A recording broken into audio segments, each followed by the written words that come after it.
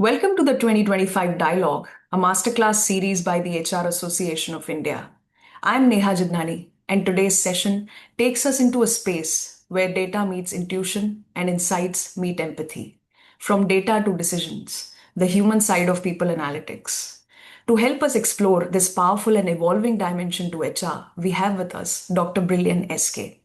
He is the EVP and Chief People Officer at Times Pro, where he champions a performance driven culture with a strong focus on learner centric approaches. With expertise in talent development, recognition programs, and executive leadership coaching, he has been instrumental in building high performing teams and driving operational excellence. His strategic leadership supports Times Pro's expanding business landscape, empowering the workforce through impactful initiatives. Brilliant. Thank you so much for joining. It's a pleasure having you as always. Thank you, Neha. Thank you, HRAI, for having me over. My pleasure as well. Thank you so much.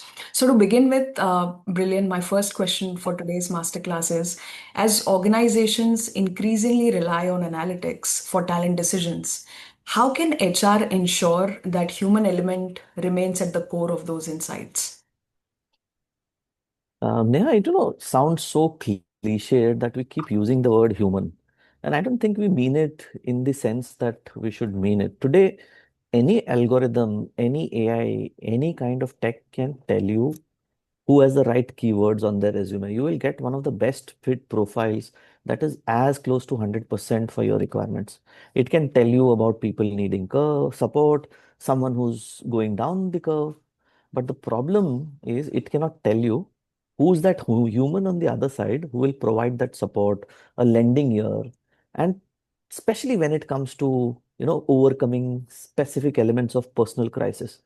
There's no data around it. It Right. would never tell you that the dip in performance is due to an abusive spouse at home. Sorry to use this, but that's something which is not available in any data form. The Right. goal, I would say, isn't to keep human element at the core. I would say the goal is to remember that data is like, using a movie reference again, is like just a script, an outline, or a map. It's not the movie.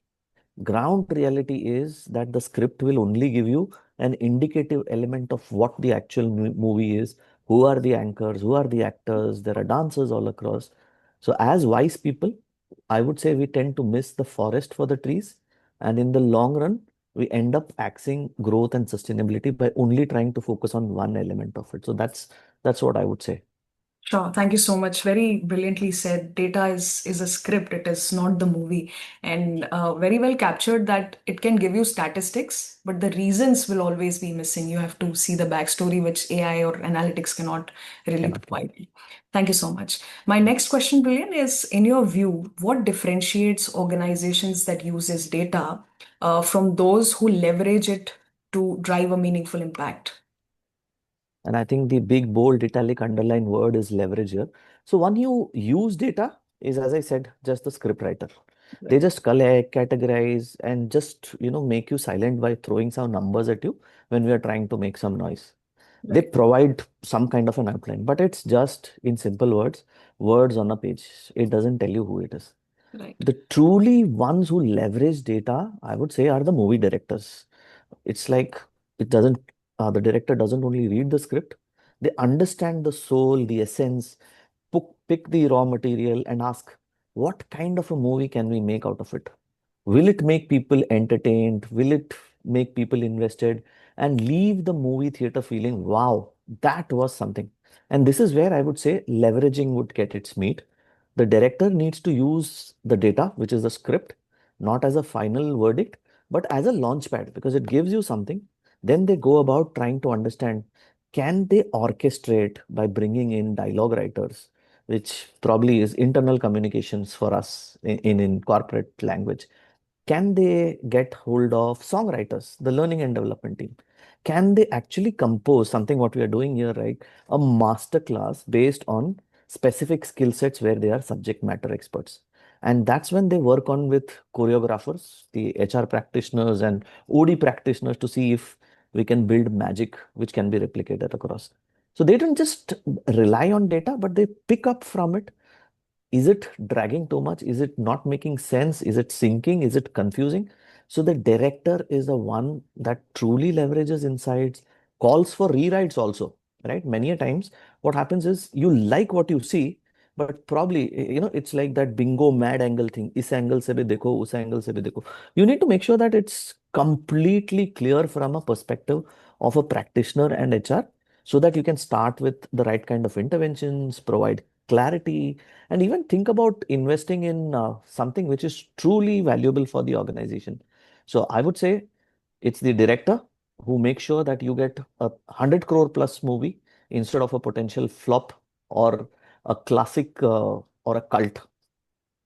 Oh, thank you so much. Beautifully put. So, data, we can say, work as a launch pad or rather the foundation of what you do, but it's the after work that you do when you Happens. collaborate with cross functions team, when you understand the emotions behind it, and then you put a broader picture out there that works best for the organizations and people.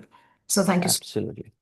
My next question, Brillian, is how can leaders and HR professionals translate complex data into simple and actionable insights? And that should resonate with business and employees alike. We love to make life complex for everyone. We bring in so many elements. So metaphorically, I would say we all suffer from what is called as the engineer syndrome.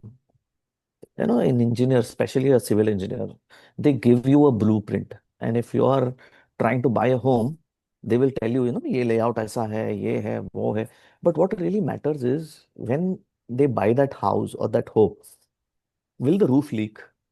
Will there be sound that comes from somewhere?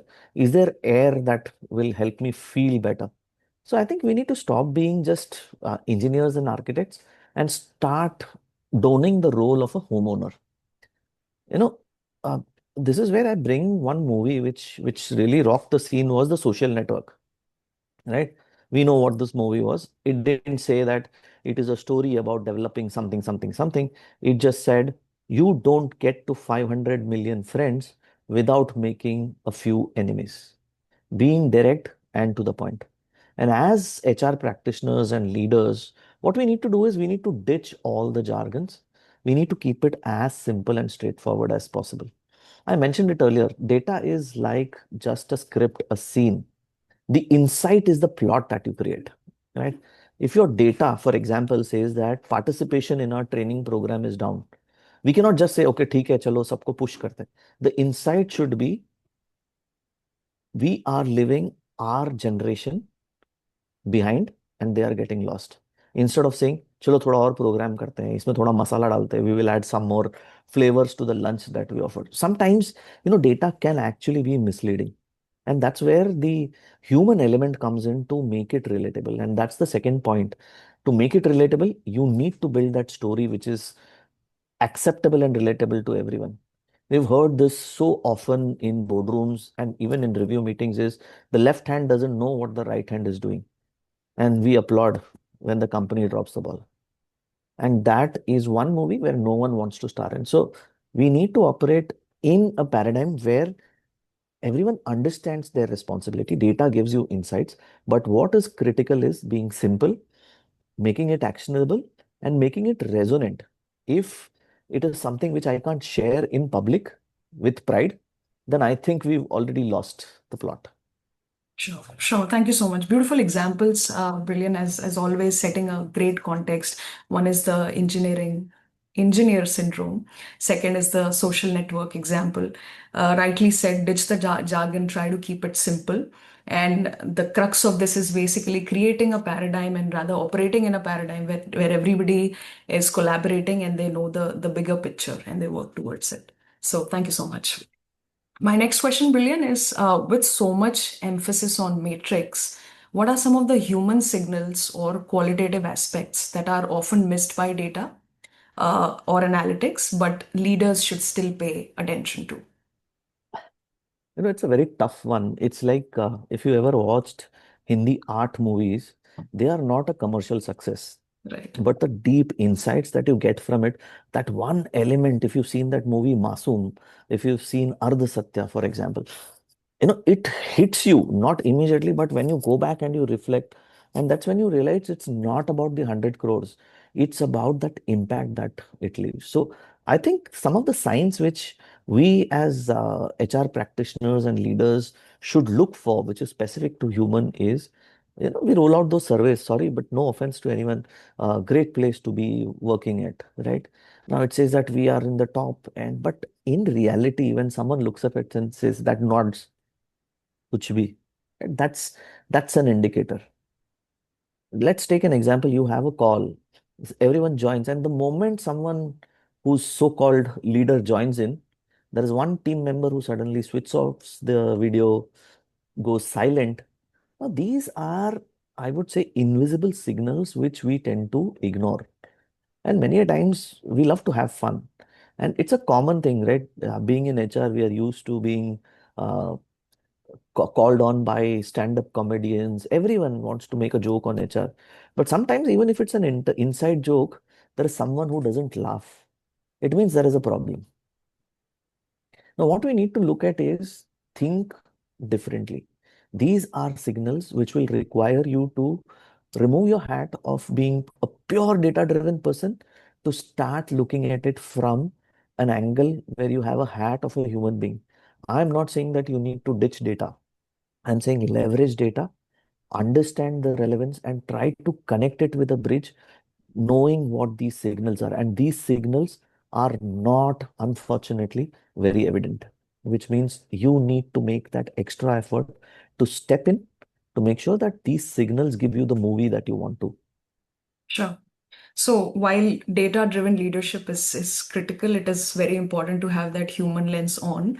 And as you said, you will get to know the emotions of people when you will actually interact.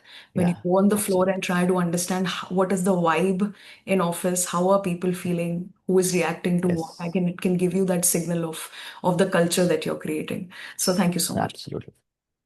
This brings us to the last question, Brilliant, which is looking ahead. I want to know, how do you see people analytics evolving as a predictive tool, as a storytelling medium, or a driver to organizational success? A very interesting question, and we need to be very candid about it. And I have said this multiple times. We need to start being storytellers for a start. Because if you really need to drive culture, because end of the day, culture is all about a collection of stories. However, when it comes to data analytics, specifically on people, we need to go beyond what is obvious. We tend to look at data as the crystal ball, which will tell you the future. I was talking to someone in my organization and we said, okay, this is a person who's been performing consistently. And suddenly in the month of October, there is this huge dip. And we said, okay, what do we do? If we had relied only on that data, probably things would have been different. And we need to stop worshipping that crystal ball. We need to start looking at being a compass. It is directing you to somewhere. And that's where the predictive model comes in. It flags someone as a risk. But unless you go and ask them, hey, is it okay? Everything going good? Anything where we can help you with? So, once again, it's not about the entire picture, it's just an incident. And what we do with that information is what will make you better. If we can build it from where we get that information point saying that there is a dip in performance, we make that extra effort to reach out. Because as human beings, one thing that connects and relates to people is the one-on-one connect. While I'm all for hybrid, I'm all for virtual. But to be honest, Neha, when we meet in person, the energies are different. When you ask me, hey, how are you on a virtual mode? I may probably responding in an auto mode, but when you meet me in person and when that energy sync, I would probably give you a high five, a shake hand, or a hug. It all builds stuff. So that's where we need to look at the optimization of the soul rather than looking at it as a black hole which says that data ne ye bol diya, matlab pull it down.